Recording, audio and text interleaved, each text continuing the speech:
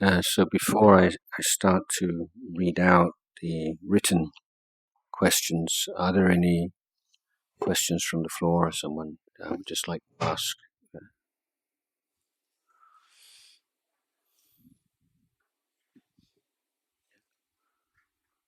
I ask out loud or do I write it in papers? Well, you have a choice, you see. So I grew up in two different worlds. Yeah. One teaches me moderation, middle path, non-attachment, and one teaches me to stay hungry and stay foolish, be obsessed with your goals and try your best. Both requires mindfulness. One is to know my limits, let go, and one is to exceed my limits in order to perform better. So how does one reconcile such a difference?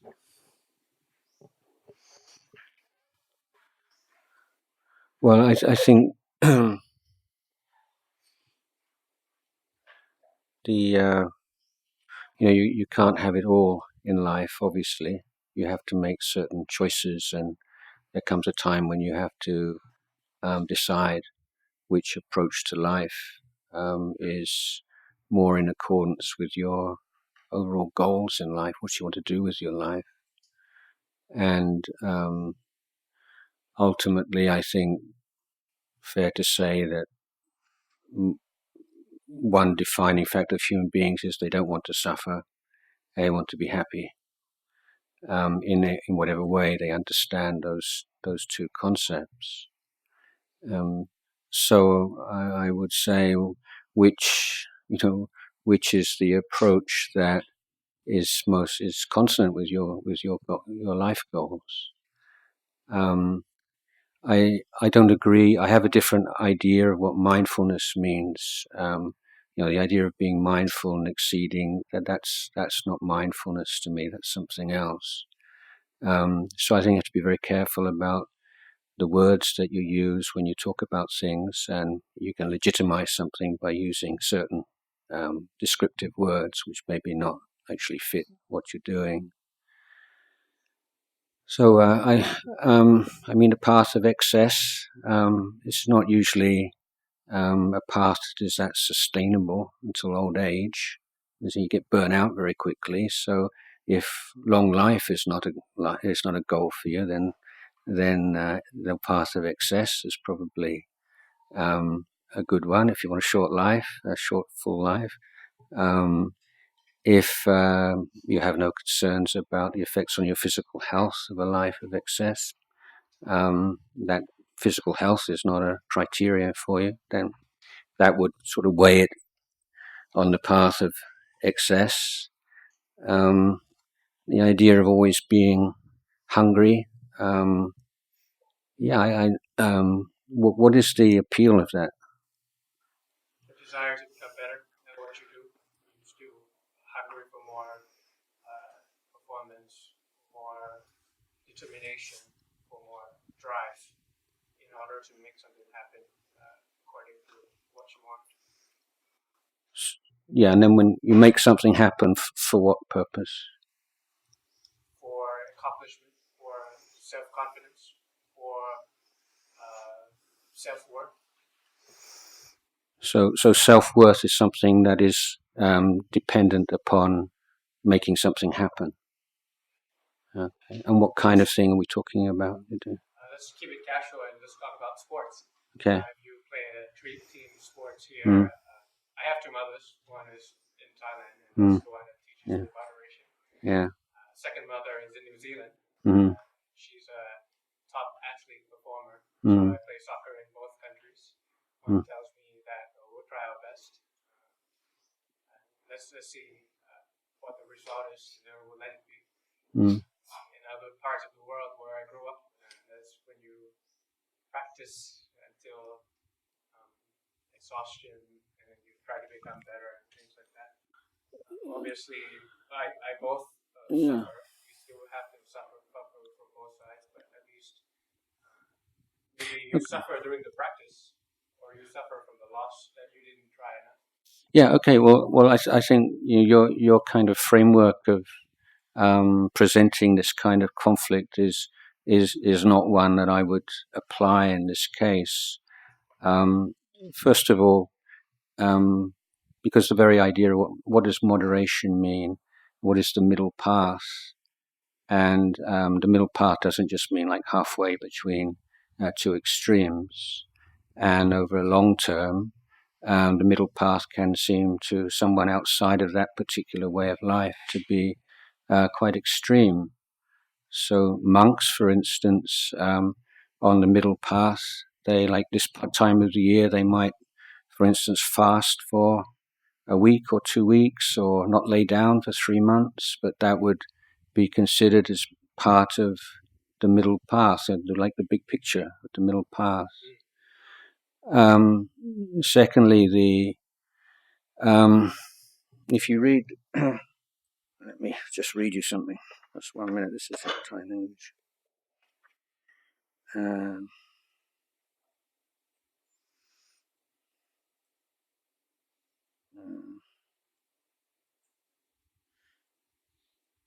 จะน้อยมันอยู่ตรงไหนที่ว่าต้องปฏิบัติจนกระทั่งเลือดมันจะแห้งมันจะอยู่ตรงไหนอยู่ในนี้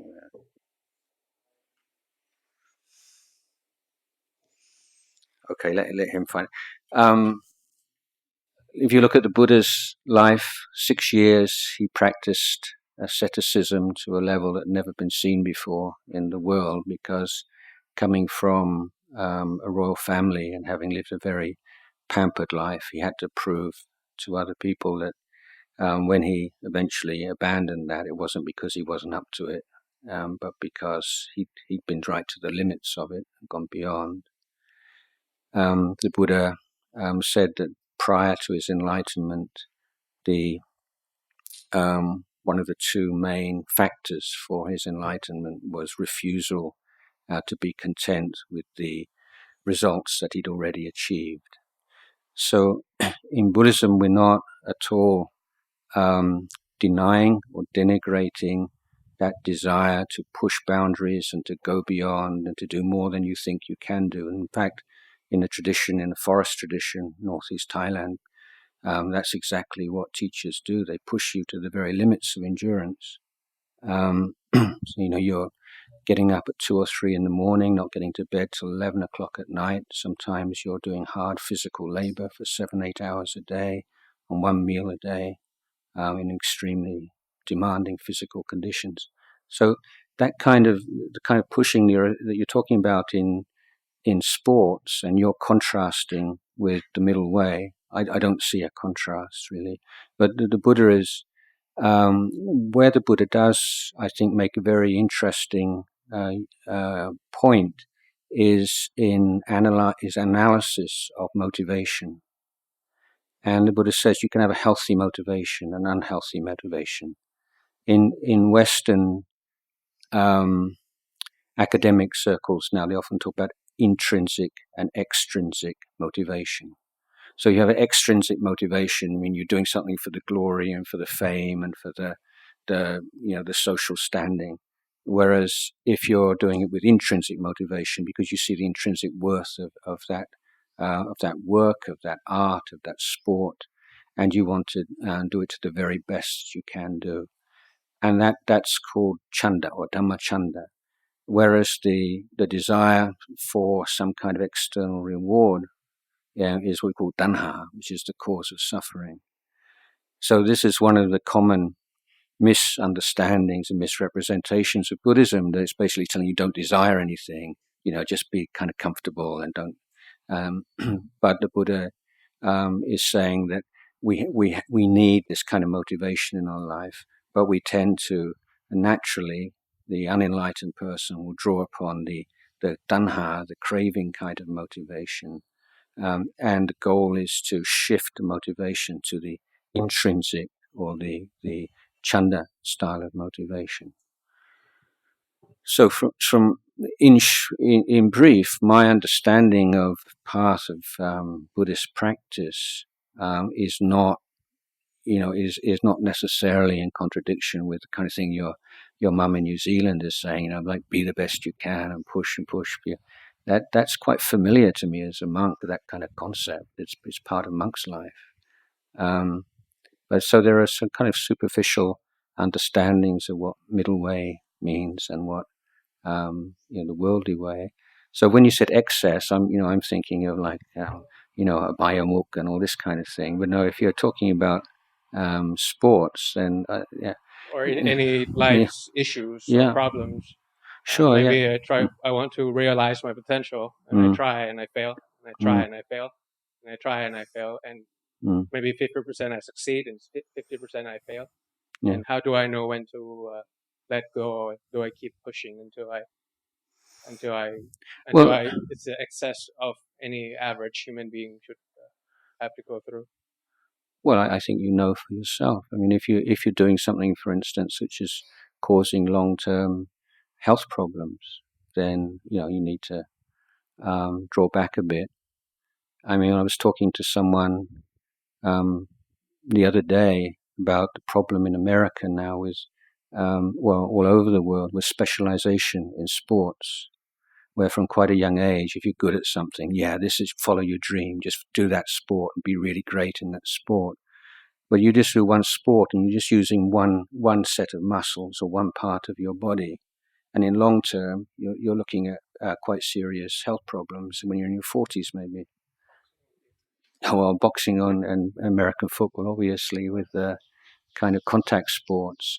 But any even non-contact sports like tennis or golf, where you're using just one side of your body, that's kind of not so good for you in the long run. And sometimes you say, well, maybe I can be like good and really enjoy a lot of sports rather than being like number one at one particular sport. That's a kind of a trade-off that you might think about making. But if you are good at something and you really have a gift for it, and then why not? But in the end, before anything else, you're a human being, and whatever particular life goals you have, and career goals, or so and so, they're a subset of your whole life, and the problem is when they sort of take over, and your whole sense of who you are becomes identified with one particular kind of skill you had. So I was counseling a sportsman some years ago, and he was an Olympic runner, and he contracted cancer. It was metastatic cancer, and he wasn't going to live for much longer. But so apart from dealing with the physical pain, it was just the mental pain of no longer being able to run. His whole identity, since he's like, since as long as he can remember, I'm the runner, I'm the best runner in my school, I'm the best runner in my college, I'm the best runner in my country, I run in the Olympics, And so you put all your eggs in one basket, and then suddenly you're separated from that and you're completely lost. So this is why I feel that having a spiritual dimension to life, where you can just stand back from all those kind of conventional identities, gives you that sense of balance. So what I'm saying is you have all this potential, but you also have the potential to be able to stand back from all that and to be able to develop that kind of judgment of, this is a bit too much now, and this is not enough, or this is what's needed. So it's developing that kind of ability, which can also be trained through constant practice. At least you have a choice. Yeah. Whether to push or whether to withdraw if you like to. Yeah, well, the Buddhist point is the more mindful you are, the more choices you have. And the less mindful you are, then the more likely it is you're being manipulated by something, whether it's an ideal or a concept or people or society or expectations of others. But the more mindful you are, you're more aware of all this different stuff that's going on, and you have a choice whether or not to take it up or not.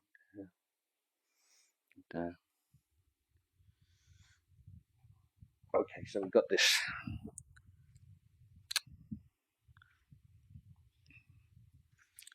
Oh, Dhamma Bahangsa.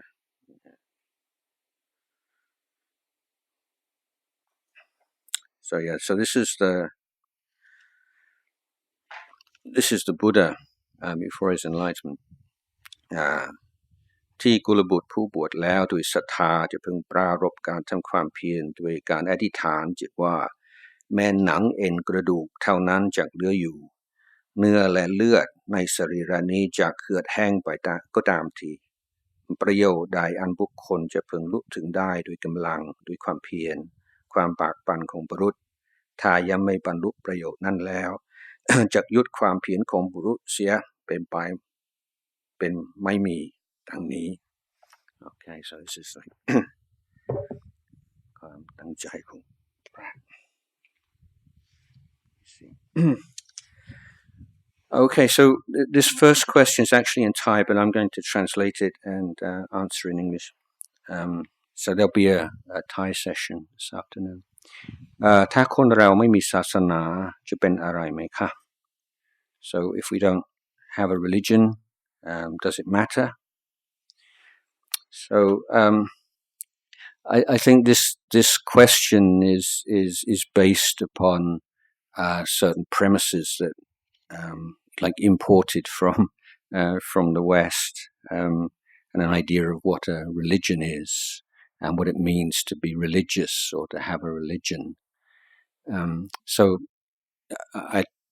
to my point of view, Buddhism is a very anomalous religion. It doesn't fit in the same categories as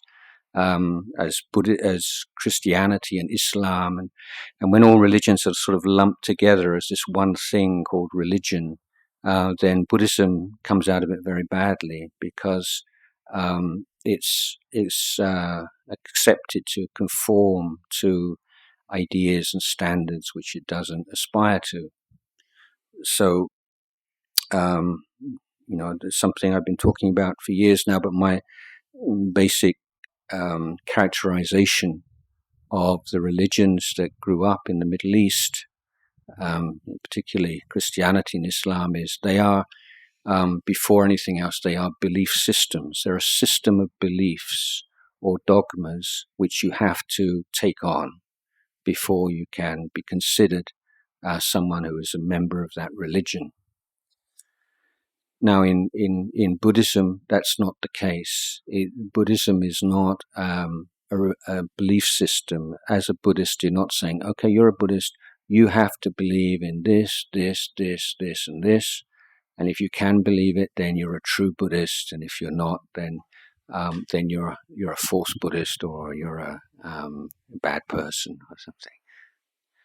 So I characterize Buddhism as essentially an education system. So it's a very different concept of what a religion is, and the difference between having a set of beliefs by which you guide your life, as things to refer to and give you your compass in life, things to conform to, and an education system which is based upon the idea of fulfilling the human potential for enlightenment through a systematic training of conduct, emotion, thinking, wisdom. So I would say that essentially Buddhism answers the question, how can human beings be free of suffering and realize their highest potential, true happiness? Buddha's answer is through the practice of the Eightfold Path, through this education system. So when people in the West say, I don't have any religion, I'm not a religious person, then what do they mean by that? I think that mostly it means that people feel that they cannot use these dogmas as their guiding light in life. They don't believe, maybe they don't believe in the particular teachings, or they don't want any association with the religious organizations and structures, and they don't feel I don't need to believe in these things to lead the kind of life that I want to lead. This is and so I'm talking. This is my position when I was about 13, 14. So from the age of about 8 actually, but I didn't really articulate it so well at that age. But I found the teachings of Christianity unbelievable, I couldn't believe them. They didn't make sense to me, and I didn't see any reason why I should believe them. And I didn't see that people who believed them were any more admirable people than those who didn't believe in them. But I feel with Buddhism, we're talking about a system of education and human cultivation aimed at reducing and eliminating human suffering and maximizing the potential for happiness and inner freedom. So now I find more and more young Thais who particularly study in the West coming back and saying, "Oh yeah, I'm ไม่มีศาสนาแล้ว." So it's kind of a cool thing these days to say that. It's kind of ผมไม่มีศาสนา. Wow, so cool. But the question is, what do you mean by that? I mean, so I would say, okay, well, when you suffer, what do you do? When you get depressed, what's your strategy for dealing with depression? When you get stressed out, when you get anxious, when people treat you badly and you feel upset and angry, how do you deal with these things? And you have goals in your life. And how do you develop the mental skills and mental qualities that you'll need to realize those goals? What's your strategy? What's your plan? And of course, nobody can answer this very satisfactorily. So I see this huge discrepancy, this huge gulf between the intelligence that people apply to their external, their studies, their careers, their business, and the kind of approach that they apply to their inner life. Some people can be very strategic. Well, yeah, I'm going to study this, and then I'm going to do this, I'm going to do that. I've got this kind of goal, and they've got it all worked out so logically. And then say, well, what about what's your strategy for dealing with stress and tension and anger and greed and all these things that undermine your happiness in life? Blur, nothing. This for me is just so remarkable that we could be so kind of thoughtful and intelligent as regards things like career, and so completely unintelligent regarding things that really matter in your life, is like your experience of happiness and suffering. So I would say that the Buddha is offering like a science, if you like. I call it an education system to overcome suffering and to realize enlightenment, or highest human potential. I'm saying, in a Buddhist sense, if you say, "Yeah, I'm not a Buddhist anymore. I'm not a sasana." What does that mean? Does that mean that you're comfortable with your present methodology, your strategy for dealing with suffering and happiness in your life? Or does it just mean that can't be bothered to go to the monastery, or you're not interested in putting food in monks' bowls or something like that, or you read in the newspaper about bad monks and then you just don't want to have anything to do with it? So that's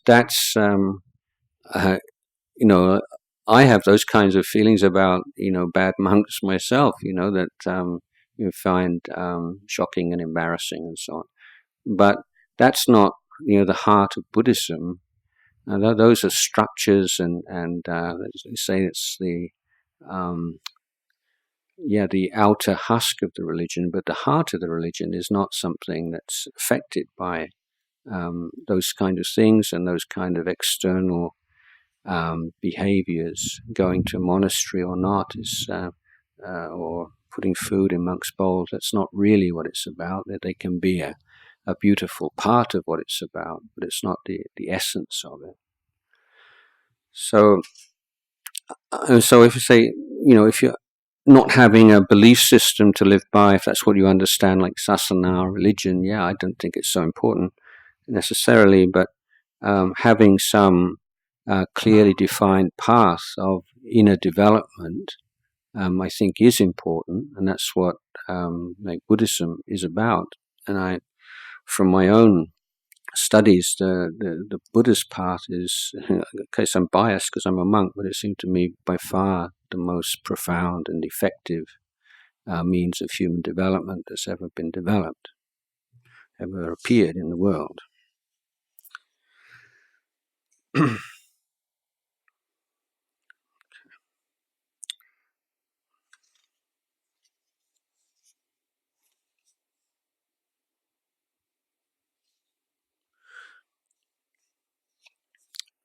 What if we have anger or hatred towards someone who did to us previously or did something bad, I guess, and this feeling arises several times in daily life?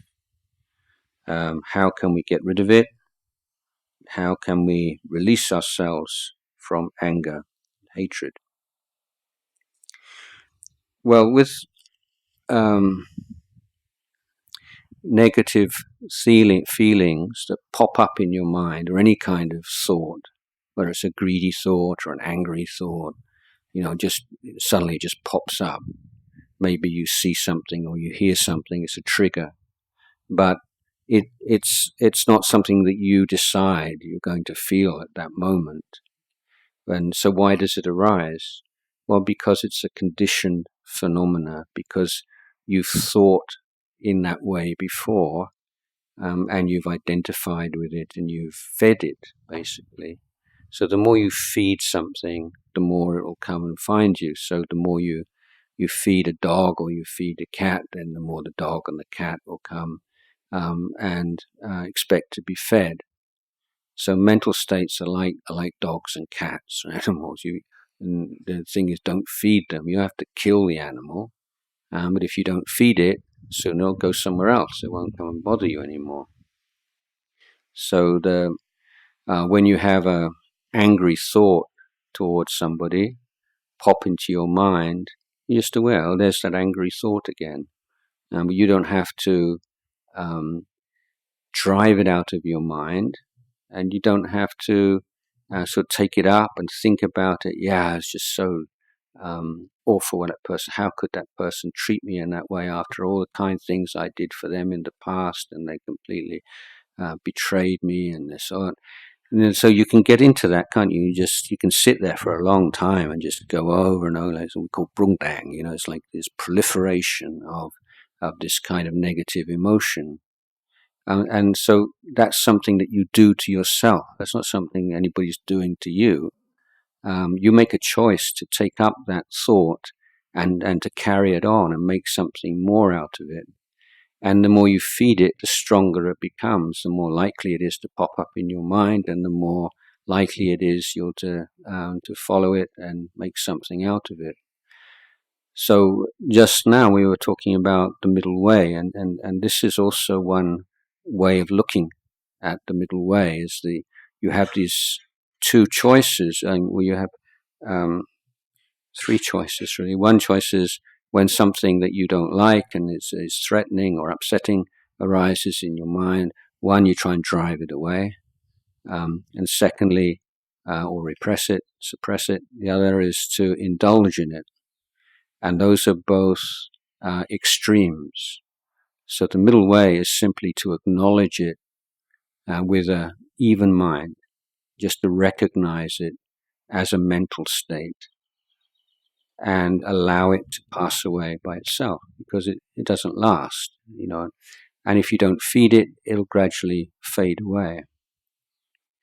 But one important point to recognize is that if you try to get rid of something from your mind, that feeds it in the same way as if you welcome it into your mind. So we have this very good phrase in Thai, is it? Samkhan man mai man. You samkhan man. You give importance to something. So when you try to drive it away, you're actually giving it importance. You're saying it's so important that you can't have it in your mind even for a moment. So that's giving it a reality that it doesn't really have. So the middle way is not to react simply to be mindful and recognize and allow it to pass away, and gradually it will fade away. But that particular thought or emotion is just one instance of this whole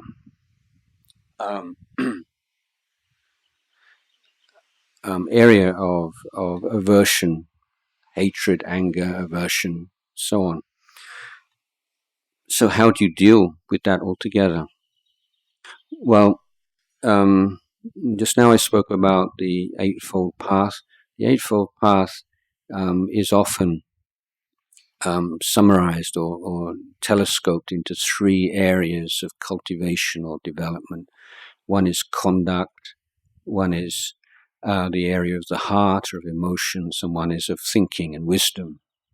So any effective strategy to deal with a negative emotion has to deal with it in those three areas simultaneously. So in the area of conduct, then our tool for cultivation in the area of conduct is our ability to refrain from actions that we see as being harmful or inappropriate in some way. I was talking about this in the talk last night. So we could say, yeah, I do want this. I really want to shout and give that person a piece of my mind, or even to hit them, but I won't. Okay, so by maintaining that standard, then you prevent that negative emotion of anger, hatred from entering the world outside of you. Now it's no longer your business alone. It's impacting on your relationships, the people around you, and there will be some comeback. There will be some consequences from that. And it's through acting on anger, particularly, that you can create very bad karma, which will cause suffering for yourself and others, both short-term and long-term, including future lives. So refraining from acting upon angry impulses protects you from very bad karma. But it's not the end of the story. So in the realm of the mind and the heart, we need to cultivate virtues which directly counteract, directly oppose that negativity. And the most important is mindfulness. Mindfulness means being present to what's going on in terms of whether what's going on is wholesome or unwholesome, is healthy, unhealthy. It's not just being in the present moment, but there's a sense of, there's a value judgment there also. So in the case of mindfulness, when it's well established, our observation of what's going on inside of us becomes much more subtle. And we can see that before any real anger arises in the mind, there are some there's certain patterns that we can observe. And we tend to fall into this kind of rut or this pattern. And a pattern often is characterized by certain specific physical sensations. And they'll vary from person to person, whether in the head area, in the chest, in the arms.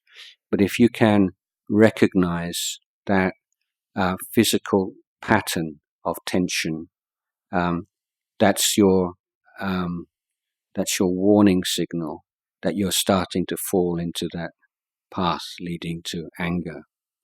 And so if your mindfulness is very sharp, you can cut it off when it's still very weak through that sensitivity to these physical, mental changes going on in your mind, which are the pattern that leads to anger and hatred. Reflecting on loving kindness, developing a practice of loving kindness, and developing positive emotion in a very systematic way, obviously reduces the power of the negative emotion. Thirdly, patience, just being able to bear with unpleasant feelings that arise without lashing out and being very reactive and impulsive, simply because you don't get what you want, or you have something that you don't want. So patience gives you the space in which you can see things more clearly, and to prevent anger from taking hold of your mind. But still, even with this work in the area of your conduct and your heart, the root cause of anger is in your thinking and your attitudes to life. And this is where the most important work is done. So you start to analyze, for instance, well, why does that make me angry? I say, oh, that person, when she does this, it makes me so angry. So first of all, you're assuming that someone can make you angry. And is that the case? Can someone make you angry? They can act in certain ways which you choose to be angry. You don't have to be angry, because there are other people who, if they're spoken to in that way or treated in that way, they don't get angry necessarily, or maybe not so much as we do. And you can see also in yourself that the amount of anger in your mind is going to be conditioned by other things going on in your life. If you're very stressed out and anxious and tired, and you meet something, you have some experience which is unpleasant, it's much more likely that there'll be strong anger than there is if you're feeling very relaxed and happy and content with life. So it's a complex, conditioned phenomena. But what we can observe is that when we want something and we don't get what we want, then anger is likely to result. So, for people, like you say, in gang cultures, let's say, people in big cities in gang cultures, young men who have very little wealth and standing in society. So for them, what they want is respect, to be respected. So the worst thing you can do in that kind of environment is to show disrespect for someone. You can get killed for disrespecting somebody, because that's the one thing that their self-respect and self-esteem is based upon, being respected in the terms that they establish for themselves. If you want somebody to be a certain way, or you want a certain person to say something, and they don't say what you want them to say, they don't do what you want them to do, or they're not the kind of people that you want them to be, then this can make us angry, or feel like they make us angry. But it's, I think, really important to understand that nobody can make you angry. At the end of the day, no matter what the provocation might be, whether you get angry or not, it's up to you. And if you can cultivate your mind well enough, you can endure anything without getting angry. So the next question might be, well, is that a good thing? And people say, well, you need anger. And you hear this a lot in the West, like righteous anger. You've got to get angry with evil people. Otherwise, where will you find the energy to be able to overthrow evil in the world? Energy is what gives you anger is what gives you your energy. So from Buddhist point of view, it's a kind of energy, but it's not a good energy. And ultimately it's doesn't have good results, because you end up dropping to the same level as the people that you're fighting against. And that it's very difficult to contain anger once you give it some kind of legitimacy. You say it's all right to be angry in this situation. You can't just keep it in a box. It breaks out of the box and enters into other areas. And there's nothing worse than people who are self-righteously angry. The people willing to do the most terrible things. This, like in religious wars and civil wars, where the most terrible atrocities occur, is when people commit atrocities because they think they're right. And once people think they're right, then they lose all kind of sense of proportion and can do anything, basically. So it's a training and education of conduct, of emotion, of thinking. Depends upon observation and learning from experience.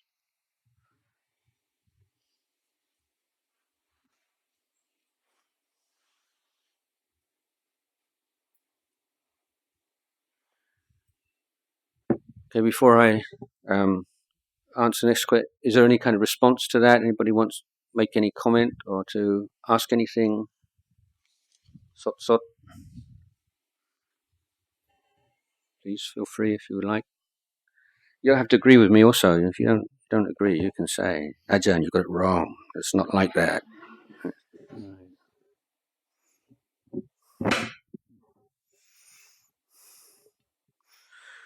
Okay, I'll carry on.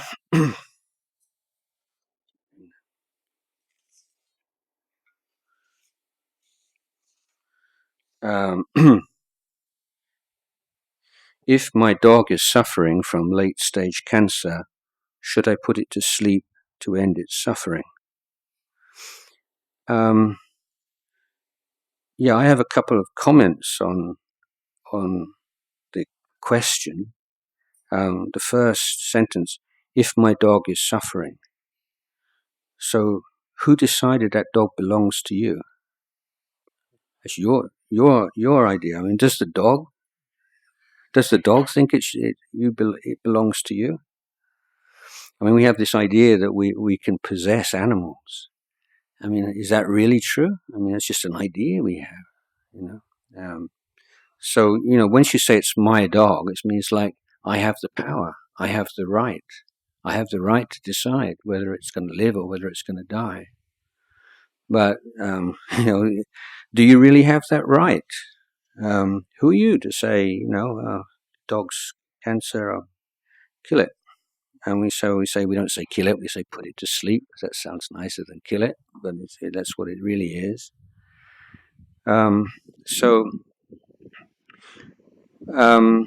Taking life, whatever the motivation might be, whether it's a really gross and awful motivation like killing for pleasure and killing to inflict maximum pain, that would obviously be very heavy karma committed. But if you take life even out of compassion for the suffering of another being, it's still taking life. It's still heavy karma involved. And as I say, who says you have the right to do that anyway? So I understand it's terrible to see anybody suffer, and animals. Sometimes, I mean, I don't know about you. If you see a dog limping, or walking on like three legs, sometimes somehow it's like more sad than a human limping. There's just something about it that's very poignant. But the suffering of creatures, you can say, is the karma of that creature. I mean, the whole idea of mercy killing and putting to death, is based upon refusal to consider the fact that death isn't the end of something. There is rebirth after this. So my suggestion would be to help to alleviate pain in whatever way you can. And so there are plenty of strong pain-killing drugs these days. But that taking the life of the animal is quite a big step, and you really need to think it through very carefully. So it may be if you meditate a bit, just make your mind very calm, just stand back from your emotions a little bit, and weigh up the options. And if you decide that, yeah, I'm going to go for it, I'm going to take him to the vet and have the vet give him an injection, then that's your choice. And as I say, given that it's done with kindness and compassion, then the karma is much less than if you were to kill for sport or kill for pleasure. But it is still taking a life. Yeah.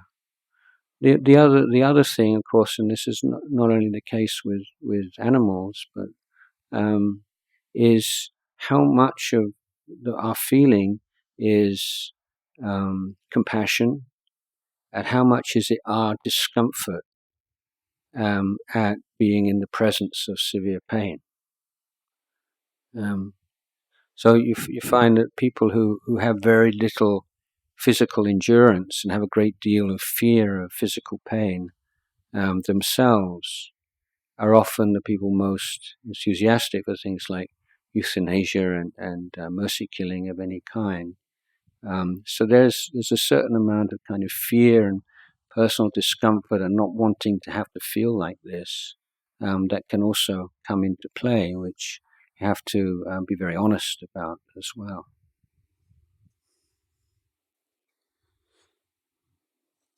So I'll leave that one. So this is a kind of related question. If I were about to die and I became disabled, how would I stop myself from misery and worries before death? Yeah, well, this is one of the good reasons for meditating and practicing the Dhamma from when you're still young.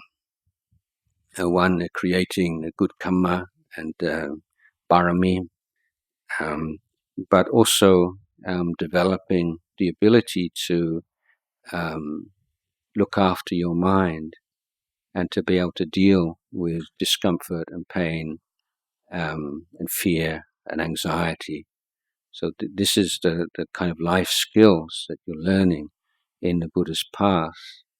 And so that when you do have some serious problem in life, and it might not be right at the end of the life, but before that, you can maybe lose a loved one, be involved in a divorce, lose your job, all these kinds of things, where you have a serious problem just arise out of the blue. Then that's when you're going to need these kind of life skills that I've been talking about. It's not something you can just apply like a plaster or a first aid kit. It's something that has to be really embedded in the whole way you live your life and the whole way you look at life. So that as you get old, I'm of the nature to age. I've not gone beyond aging. I'm of the nature to sicken, not gone beyond sickness. I'm of the nature to die. I have not gone beyond death. I'm going to be separated from everything and everyone I love. This is like a daily chant, daily reflection for Buddhists. So you're practicing with it. You're rehearsing it right from when you're still young and healthy, so that when that really does happen, it's no big deal. Yeah, now I'm 60. I've been reflecting on old age, sickness, and death over 40 years now. Reflecting on it every day, thinking about it every day, and it's not depressing to think about it. Quite the opposite. But it means when you get older, like kind of the anxieties and fears, worries about sickness and death, their basis, has been so dealt with over such a long period of time. It's very different from the way someone who'd never applied their mind in this way would think and feel.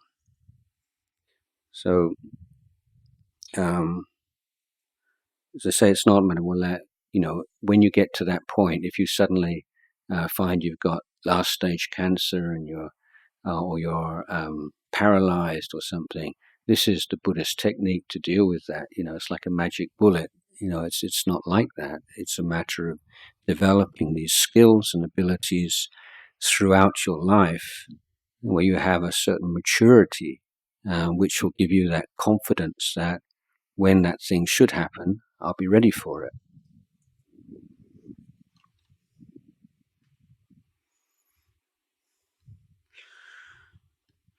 So how can we deal with people who are aggressive, difficult, and mean?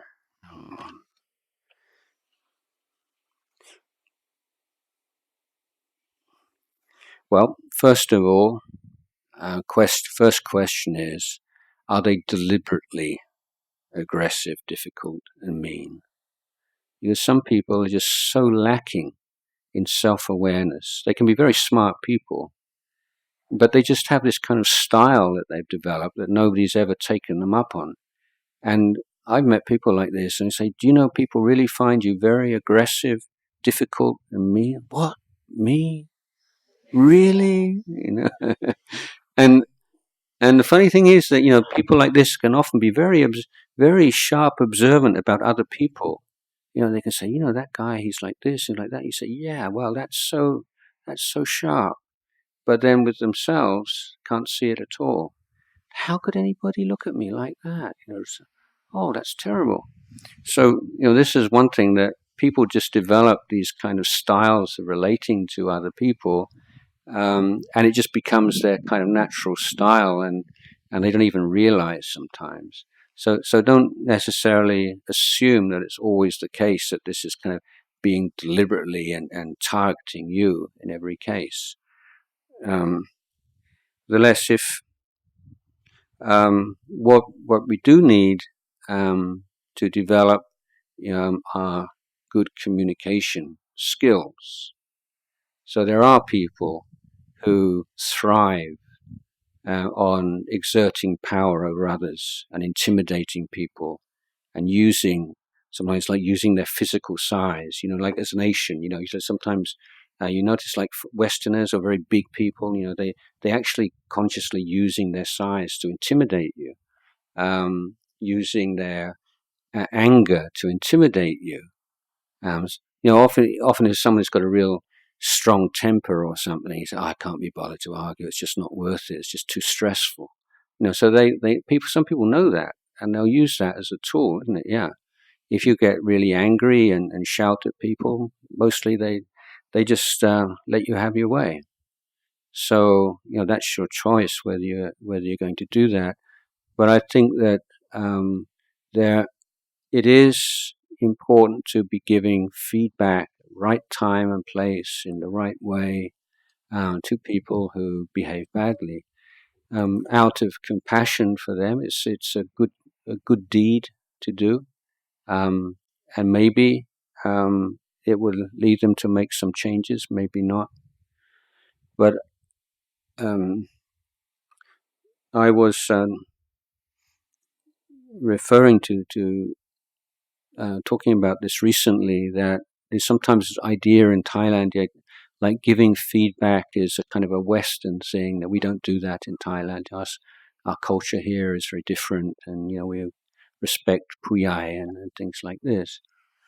Well, fair enough, except that if we go back to the root, if you acknowledge that the root of Thai culture lies in Buddhism, Theravada Buddhism, go to the Vinaya, the book of discipline of the monks, the code of discipline, you find some very interesting things, and one of them is that concerns the duties of a student towards his teacher, or of a monk to his upajjhaya, pra-upajjhaya. Of course, so there are the predictable ones. So, like you wash their robes for them, you wash their feet for them, you do all these kind of services for your teacher. But the less expected ones are, for instance, that if the teacher is behaving inappropriately, then the student has a duty to give him some feedback in a very polite, respectful way. And if you see your teacher behaving badly, not keeping the rules or something, and you don't say anything, then you commit an offense. So you're in the wrong.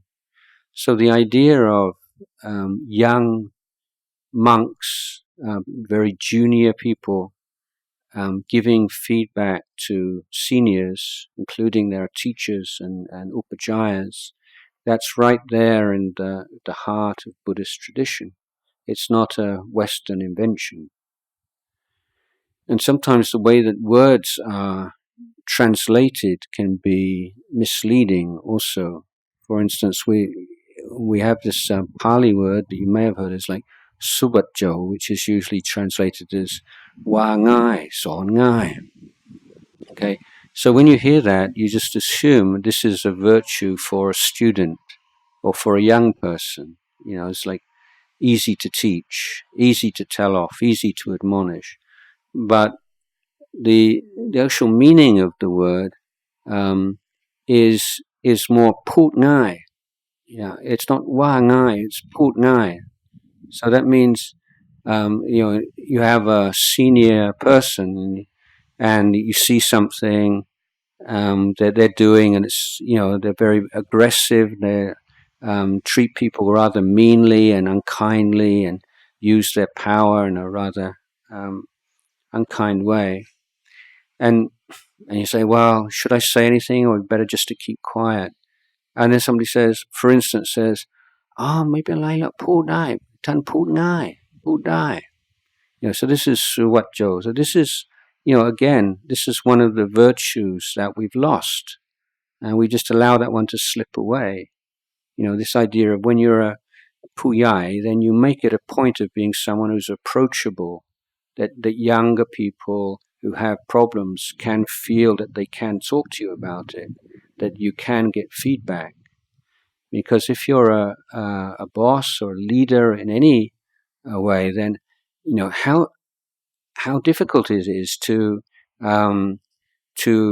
develop as a human being if everyone around you is always saying yes, yeah, you've got just yes men and yes women all the time, and you've got people who are flattering you all the time, and people who keep bad news away from you all the time. So it's a really important virtue to develop as a leader, where people see you genuinely interested in making this the best possible company or the best possible monastery, and that includes making changes to one's own behavior if that's part of it. So I think this is like a really weak area that needs a lot of work in almost every organization that I'm familiar with, at least in Thailand, and creating communities and cultures in which there is a better exchange of information. So with someone who's aggressive, difficult, and mean, then the question is, well, is it someone senior to you? Is it a colleague? Hopefully, it's not someone who's junior to you. But if it's someone who's on the same level as you, then finding the right time and place and just saying, look, do you realize, when the thing about giving feedback, one of the most important things to remember is feedback must be specific, must be very specific. And for instance, never talk about someone's character or personality, saying, you're such this kind of person, you're always doing this. Whenever you always say this, you always undermine me in public. You always take the other person's side when there's a conflict. That kind of, when you, especially with a partner, husband, wife, partner, this is something that comes up a lot. You're always, you're never. So is that really true? Always, every single time, or never, ever? No, not really. It's just like you just want to sort of put your point across. But for the other person, it's very hard to respond. If someone says to me, you're always so selfish, and what can you say? You just feel, no, that's unfair. You just want to reject that. You say, no, I'm not. And then you just kind of argue. And you're not always self. Yeah, if someone says to you, when yesterday, when I asked you to do this, and you said you couldn't be bothered, or you wanted to, you were playing a game, or you were on your phone and you didn't have time, I felt really hurt. And it seemed to me, that you were just playing on your telephone as being more important than some family matter, for instance. Okay, so this makes me feel like this very selfish behavior. But if you're very specific, so you're not saying you are a selfish person, but you're saying this yesterday or this morning, when you did this, when you said this, this is how I felt. So this is a way that there can be communication. When you're talking about things that were done, things that were said, and your own feelings. But when you start talking about general things, about you're this kind of person, or you're never there for me, or you're this and you're that, then the communication breaks down. There's no possibility of going forward with that kind of conversation.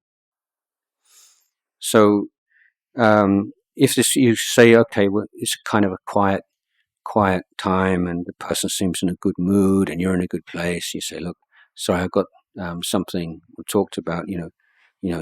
Why are you so aggressive, difficult, and mean?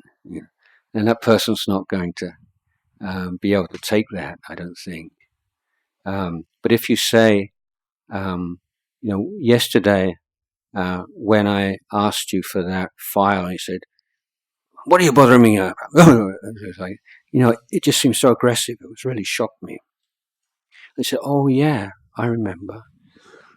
And the person say, oh, I'm sorry. Actually I was very stressed out about something else and didn't mean to bark at you. And you say, well, yeah.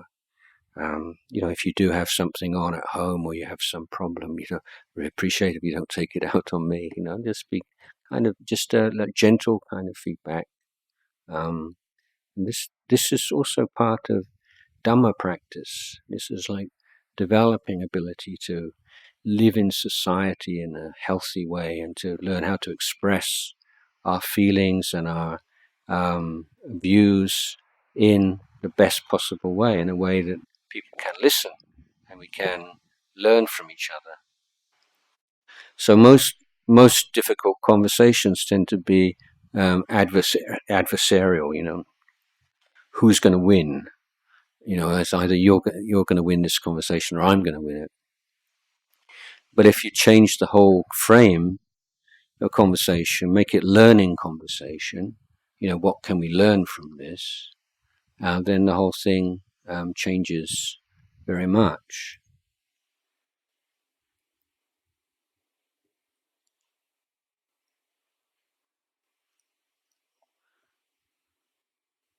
So yeah, I'm not sure whether this person will take on what you say, but what I suggest is, if you can find a time to speak to that person and be very specific, and don't make any kind of general statements or judgments about who they are and what kind of person they are, that it might work out. Okay, well, we're getting on for 12 o'clock, so any more questions we can? Yes. Mm-hmm. Back to the long questions. What if it was my life and I was paralyzed and I was about going to die? Would I be able to send some money and fly to Switzerland and get the injection to put me to sleep? Will I go to hell? It's not so straightforward as that, but it would be taking life. It's my life. Yeah. How much did it cost? Where did you get it from? I don't understand the question. So it's your life. I mean, on what grounds is your life? I mean, do you have some kind of document proving it? I guess you've got a passport, but I mean, your life come together because of your mother and your father. I think it's not something you created yourself. But anyway, I think that as I say, how things look from the outside. And how they actually experience subjectively, not always the same thing. You know, when we see people in a lot of pain, you know, we imagine what it's like, but we don't actually know. So it could be very, very painful. But these days, we're in Thailand now. We're developing a hospice movement and developing structures that allow people to die in a dignified way, with access to painkillers, but also with some spiritual support. So the thing is, how can you die in a way which is most in harmony with your values and your beliefs, and to leave the world in a good way? I don't think that killing yourself is a good way. It's you don't know the karmic results of that. I can't say this will be the result. Certainly, if you're in incredible pain and you felt you couldn't bear it anymore, I could sympathize with that, of course. But I don't think it's a wise way of dealing with, because it's not like the end of life is the end of your existence in samsara. You'll be reborn, and the act of killing yourself will have an effect on where you are reborn. So what that effect will be depend on many different factors, but it would certainly have one. It will have some effect. And I think that there's a lot to worry about with this modern euthanasia movement, because question is, where do you draw the line?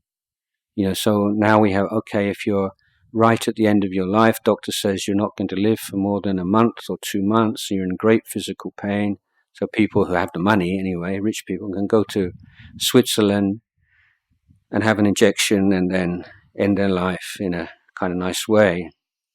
But then it comes. Now there start to be people who say they've got first diagnosis of an illness, and then maybe they live for 5 years or 10 years. But why wait? And you don't know what it's going to be like. Why? It's just going to be downhill. Why not? Just cut it off right now in a nice way. Have a big party with all your friends and say goodbye. And then, so once you have that idea, then when people say, well, what about Kunyai? Kunyai's got Alzheimer's. She doesn't know anybody. Even her daughters and family members come. She doesn't know anybody. She doesn't seem like she's very happy. Well, why not just put an end to it? Or someone's got this illness, or someone's got that illness, and the possibilities in the future. And now, something a big problem these days is like old people who feel, I'm just a burden on my family. They have to fight, they have to look after me. I go in it, it's like my mom is like, go anywhere, have to go in a wheelchair, and someone has to push me, and it's so much trouble for everyone, and I make all this problem for everyone, and get very depressed. And then I can see within a few years a lot of older people saying, well, yeah, I'm just such a burden on my family, financial burden on my family, and they all have to look after me. Make more sense just to go to not Switzerland, probably do it in Sukhumvit by then. But then, so it's also, apart from an individual choice, it's creating precedents and participating in something which is, I think, very worrying development in the world at the moment. It can have some very serious results. In terms of,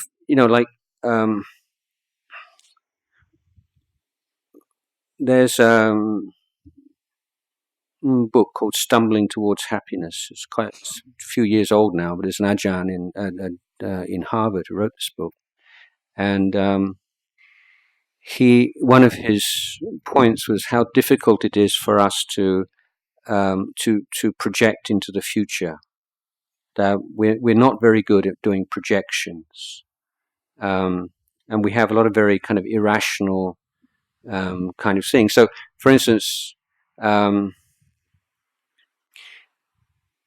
if you were to ask somebody before lunch, like say right now, next week, I'm going to give you an invitation to go to a wonderful restaurant in somewhere or other, and then you kind of grade how excited are you about that on a grade 1 to 10 or something, and then you ask the same person or somebody else just after lunch when they have a full stomach, and now from 8 to 10 or 9 to 10 they're down to about 5 to 10, because they're being affected by the fact that they feel full. And their ideas about the future have now been changed. They're conditioned by their present physical situation. So our ideas about how we would feel in the future are very unreliable. So he did this test on 2 groups of people. One group of people won the lottery, like first prize in the lottery, millions of dollars. And the other group were people who had car accidents or for some reason become paraplegic, completely paralyzed. And they asked for their basic kind of happiness levels. And the pattern is that most people have a certain kind of base level of contentment or happiness. And then something drastic happens. You win the lottery and it goes up like that. And then within 6 months, you're back down to your basic happiness level. So that maybe is more understandable with lottery winner, but it's the same with paraplegic. Someone who's like this, and then they become paralyzed, and they go down like this. And then after 6 months, they're more or less back to where they were before. So, yeah, it's incredible. So it's just this kind of a balancing system we have as human beings to come to terms with things in our life. So, being paralyzed might not be such a terrible thing as it feels it would be now. Yeah, of course, nobody wants to be paralyzed. It's not a good thing. But it's not like the terrible, awful torment, that you imagine it would be. Because you imagine what it would be like when you were first paralyzed, not like what it would be after some months. So my answer my answer is not a good idea to go to Switzerland. Just invite monks round to chant and meditate and make your mind very wholesome and calm, and and then when the karma is expired and ready, you can leave the world in natural ways. Better.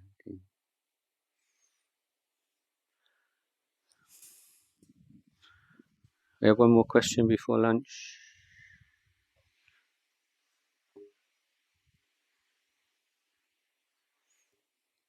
Okay, we can have a early lunch, 3 minutes. So you can Arahang together.